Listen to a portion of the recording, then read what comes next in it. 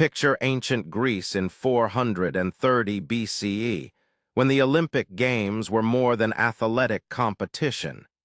They were sacred festivals dedicated to Zeus, king of the gods.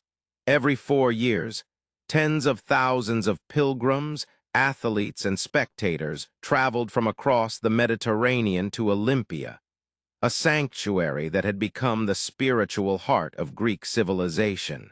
But they came not just for the games. They came to witness something that would change their understanding of divine power forever. In the massive temple at Olympia's center sat a statue so magnificent, so overwhelming in its presence, that ancient visitors claimed it brought them face to face with Zeus himself. Standing over 40 feet tall and gleaming with gold and ivory, this masterpiece by the sculptor Phidias was more than art. It was a direct bridge between the mortal and divine worlds. For nearly 1,000 years, it inspired awe, worship, and wonder. Today, we're going to uncover the extraordinary story of the statue of Zeus at Olympia, one of the 7 wonders of the ancient world that captivated humanity for a millennium. The creator of this divine marvel was Phidias, already renowned as the greatest sculptor of the classical world. He had recently completed his masterpiece Athena Parthenos for the Parthenon in Athens, a statue so impressive that it established his reputation across Greece. But the commission for Zeus would surpass even that achievement. The people of Elysium, who controlled Olympia, wanted something unprecedented, a statue that would demonstrate Greek artistic supremacy while creating a sacred space worthy of the king of the gods. Phidias established his workshop directly at Olympia, and modern archaeologists have discovered fascinating evidence of his work process.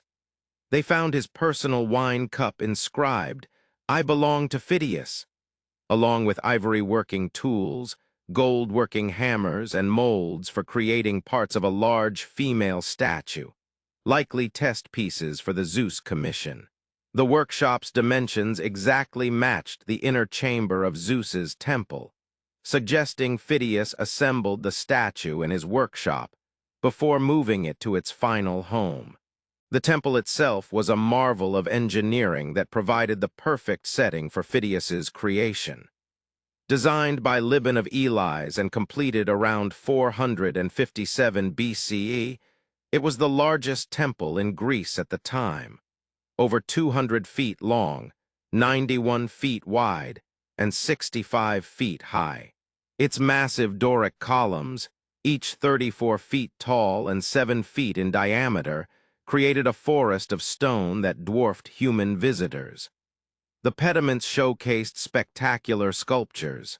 The eastern pediment depicted the legendary chariot race between Pelops and Oenomaus, while the western pediment showed Apollo overseeing a battle between centaurs and humans.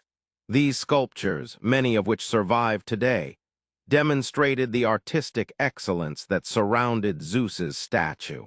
But the true marvel awaited inside the temple's inner sanctuary. When the great doors opened, visitors found themselves confronting a vision that seemed to transcend the physical world. Zeus sat upon an elaborate throne, his body carved from gleaming ivory while his beard, robes, and staff blazed with hammered gold sheets. The technique, called chryselephantine, combined the most precious materials available to create an effect that ancient witnesses described as divine manifestation. The statue's scale was overwhelming. At over 40 feet in height, Zeus's head nearly touched the temple's ceiling. Ancient writers wondered what would happen if the god decided to stand. Would he break through the roof? This intentional disproportion created a sense of divine power constrained within human architecture, as if mortals had barely managed to contain a god within their temple walls. Every detail reinforced Zeus's divine majesty. In his right hand, he held a small figure of Nike, the goddess of victory, crafted in ivory and gold. His left hand grasped a scepter decorated with precious metals and topped with his sacred eagle. An olive wreath crowned his head, while his robes bore embroidered lilies and animal figures. His golden sandals rested on a footstool decorated with battle scenes, and the entire composition sat upon a base of black marble that measured 32 by 20 feet. The throne itself was a masterpiece within a masterpiece. Made from ivory, ebony, gold, and precious stones, it featured relief sculptures depicting Greek mythology's greatest stories. Figures of the Graces, the seasons, various Nike figures, sphinxes, Amazons, and the children of Niobe adorned its surfaces. The screens between the throne's legs, painted by Phidias's brother Paninus, showed the labors of Hercules and other heroic scenes. Even the footstool contributed to the narrative, displaying Theseus fighting Amazons in intricate detail. Phidias employed ingenious techniques to enhance the statue's otherworldly presence. The floor in front of Zeus featured a shallow pool filled with olive oil rather than water. This served the practical purpose of maintaining humidity to prevent the ivory from cracking, but it created a magical side effect. The statue's reflection shimmered in the dark oil, doubling its visual impact and creating an ethereal, dreamlike quality that enhanced visitors' sense of encountering the divine. The statue's influence extended far beyond Olympia's boundaries. It became the definitive representation of Zeus throughout the Greek and Roman worlds, appearing on coins, gems, pottery, and sculptures across the Mediterranean. Alexander the Great featured the statue on his silver tetradrachms, spreading its image from Macedonia to India. Roman emperors like Hadrian continued using the same imagery on their coinage centuries later, demonstrating the statue's enduring power as a symbol of divine authority. For nearly 1,000 years, the statue drew pilgrims from across the known world. Olympic visitors approached the temple with a mixture of anticipation and reverence, knowing they were about to experience something that would change their understanding of the divine. Ancient accounts describe people weeping, fainting, or falling to their knees upon first seeing the statue. The combination of artistic excellence, precious materials, and religious fervor created an experience that transcended mere art appreciation. The statue attracted not just worshippers, but also incredible wealth. Individuals and city-states brought offerings to Zeus, transforming Olympia into a living museum of Greek art and culture. Bronze tripods, magnificent sculptures like the Nike of Paeonios and the Hermes of Praxiteles, shields, helmets, and weapons filled the sanctuary. Cities built elaborate treasuries to house their offerings and display their wealth and piety. The site became a showcase of Greek civilization's artistic and cultural achievements. But political and religious changes would eventually threaten this ancient wonder. Emperor Theodosius I, favoring Christianity over traditional Greek religion, banned all pagan practices in 393 CE, ending the Olympic Games after nearly 12 centuries.